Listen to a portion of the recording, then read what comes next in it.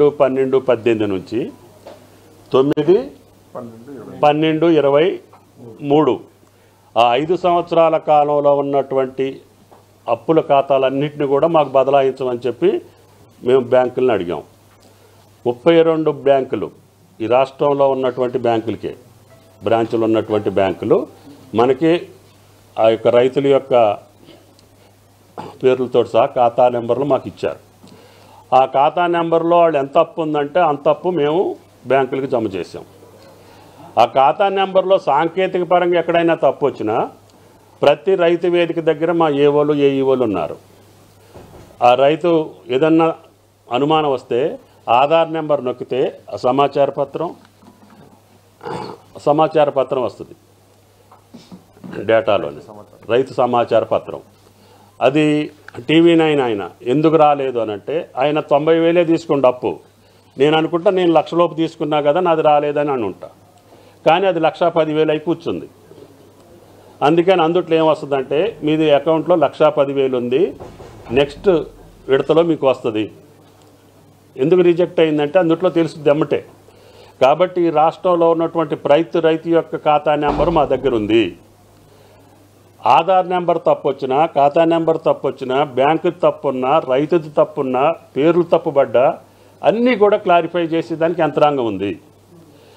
కానీ వాటిని అన్నింటినీ కూడా డిపార్ట్మెంట్ వాళ్ళు క్లారిఫై చేసి వాళ్ళు ఎందుకు ఆగింది, ఎప్పుడు వస్తుంది అనేది కూడా చెప్పే సమాచారం మా దగ్గర ఉంది. కాబట్టి ఎవరు కూడా దీంట్లో ఆగం అవ్వాల్సిన పని లేదు. కొంతమంది అధికారం కోసం ఆగం అవ్వచ్చు, ఆందోళన చెందొచ్చు. వాస్తవంగా రైతుల మీద ప్రేమ ఉండి కూడా ఎక్కువ ప్రేమ చూపించవచ్చు.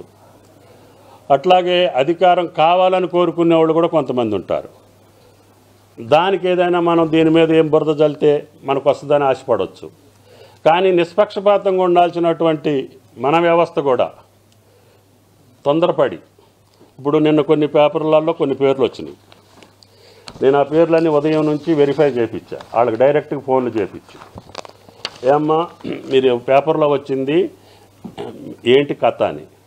దానికి ఆధార్ నెంబర్ తప్పుబట్టం ఒకటి, ఇందాక నేను చెప్పినటువంటి 90,000 80,000 తీసుకుంటే 1,05,000 1,10,000 పడింది ఒకటి. వీళ్ళకి అందరికీ వస్తాయి, కానీ వాళ్ళకి టైం వచ్చినప్పుడు వస్తాయి. వాళ్ళకి తెలియక మేము 80,000 తీసుకున్నాం కదా మాకు రాలేదని అనుకొని వస్తారు. 80,000ది 1,10,000 అయింది, 1,10,000ది ఇవాళ రాదు, రేపు 1,50,000లో వస్తుంది. అటువంటివి కూడా అన్నీ రాశారు. దీనివల్ల నేను మీకు చెప్పదలుచుకుంది ఏంటంటే, రాజకీయ పార్టీలు ఆతృత ఉండొచ్చు, ఆదుర్దాం ఉండొచ్చు, అభిమానం ఉండొచ్చు, రైతుల పట్ల ప్రేమ కారిపోతుండొచ్చు. మీరు వాళ్ళని ఆదుర్దా పెట్టకుండా, ఆందోళన చెందకుండా, ఏ దానికైనా ప్రతిదానికి ఆన్సర్ చేసాం. పాత పద్ధతిలోనే జరుగుతుంది. ఇదే సెక్రటరీ గారు పాత ప్రభుత్వంలో కూడా ఆయనే చూశారు. ఆ పద్ధతికి ఈ పద్ధతికి ఏమాత్రం కూడా తేడా లేదు. అదే రేషన్ కార్డు, వైట్ కార్డు ఎందుకు తీసుకున్నామంటే మీ కుటుంబ కార్డు కోసం, ఆ కుటుంబం యొక్క నిర్ధారణ కోసం తెల్ల కార్డు. ఎన్ని ఖాతాలు ఉంటే అన్ని ఖాతాలు 2 లక్షల రూపాయలు, 4 ఖాతాలు మీ ఇంట్లో ఉన్నా కూడా 4 చెల్లించబడతాయి. కుటుంబాన్ని రుణ విముక్తులను చేస్తాము. దానికి ఒక రోజల్లా స్టోరీ పెట్టారు తెల్ల రేషన్ కార్డుది. మళ్ళీ నిన్న అసలు రైతులు, నేను 2-3 జిల్లాలు తిరుగుతూనే ఉన్నా 3 రోజులు బట్టి, ఎక్కడా కూడా నాకు కంప్లైంట్ రాలా. నేను వేల మంది రైతులను కలుస్తున్నా.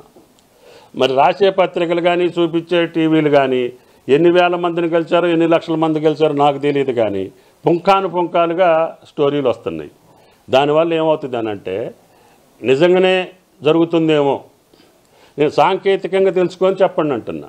మీకు ఏదన్నా డౌట్ ఉంటే మా ఆఫీసుని అడగండి, అధికారులను అడగండి, లేకపోతే లోకల్ డిఏఓలకు చెప్పినా, ఏఈఓలకు చెప్పినా, ఏఓలకు చెప్పినా, ఏడీఏలకు చెప్పినా మన కింద ఉన్నటువంటి విలేకరులకు కూడా తెలుసుద్ది. కాబట్టి దయచేసి ఒక మంచి కార్యక్రమం, చారిత్రకమైనటువంటి కార్యక్రమం, రైతు లోకానికి మేలు జరిగేటటువంటి కార్యక్రమాన్ని తప్పుదోవ పట్టించడానికి కొద్దిమంది, నేను అందరిని అనట్లేదు, ఆ కొద్దిమంది యొక్క కారణాలు ఏంటో మీకు తెలుసు. మాట్లాడేవాళ్ళ వ్యక్తులు కూడా ఎవరో మీకు తెలుసు. ఆ వ్యక్తులు ఎందుకు మాట్లాడతారో కూడా మీకు తెలుసు. అటువంటి వాటిని మీరు భూతద్దంలో చూపిస్తే ఈ యొక్క చారిత్రకమైనటువంటి సంఘటన రైతు లోకానికి జరిగేటటువంటి ఈ మహా అద్భుతమైనటువంటి కార్యక్రమానికి మచ్చ తెచ్చిన వాళ్ళు అవుతారనేది నా బాధ. కాబట్టి దయచేసి మాకు బ్యాంకులు ఈ 5 సంవత్సరాల్లో అప్పు తీసుకున్నటువంటి ఖాతాల నెంబర్లన్నీ మాకు ఇచ్చారు. ఆ అమౌంట్ ఎంత అవుద్దో కూడా ఇచ్చారు. ఆ అమౌంట్కి సరిపోని మేము రిజర్వ్ బ్యాంకులో డబ్బులు కట్టాము. 32 బ్యాంకులు తెలంగాణలో బ్రాంచులు ఉన్నటువంటి 32 బ్యాంకుల యొక్క మేనేజర్లను కూడా పిలిచి స్టేట్ లెవెల్లో మాట్లాడాం, జిల్లా కలెక్టర్లు జిల్లా లెవెల్లో కూడా మాట్లాడారు. ఎక్కడైనా సాంకేతికపరమైనటువంటి సమస్య ఉంటే తప్ప అవి కూడా పరిశీలించబడతాయి ఎప్పుడూ నిర్ధారణ చేసుకున్న తర్వాత. అది కుటుంబ నిర్ధారణ, ఆధార్ కార్డు నెంబరా, లేకపోతే ఖాతా నెంబర్ తప్పుబడిందా, ఏ రకంగా జరిగిందో నిర్ధారణ చేసుకొని మాకు వచ్చినటువంటి 44 లక్షల ఖాతాలని 25 లక్షల కుటుంబాలని రుణ విముక్తులను చేసేది 2 లక్షల వరకు ఈ ప్రభుత్వ బాధ్యత. కాబట్టి దయచేసి రాజకీయ పార్టీలు కావచ్చు, ఎవరండి రాజకీయ పార్టీలు కావచ్చు, ఈ సమాజం మీద ప్రేమ ఉన్నోళ్ళు కావచ్చు, వ్యవసాయ రంగం బాగుండాలని కోరుకునేవాళ్ళు కావచ్చు, దీన్ని సౌహృదయంతో ఆలోచన చేయమని చెప్పి విజ్ఞప్తి చేస్తున్నా. ఒకవేళ రాజకీయ పార్టీలకు అనుమానం ఉన్నా మేము క్లారిఫై చేస్తాము, లేదు పత్రికలకి మీడియాకి అనుమానాలున్నా అపోహలున్నా క్లారిఫై చేస్తాం. కానీ రైతులను ఆగం చేయొద్దని, అయోమయానికి గురి చేయొద్దని చెప్పి వీళ్ళందరికీ కూడా విజ్ఞప్తి చేస్తున్నాం.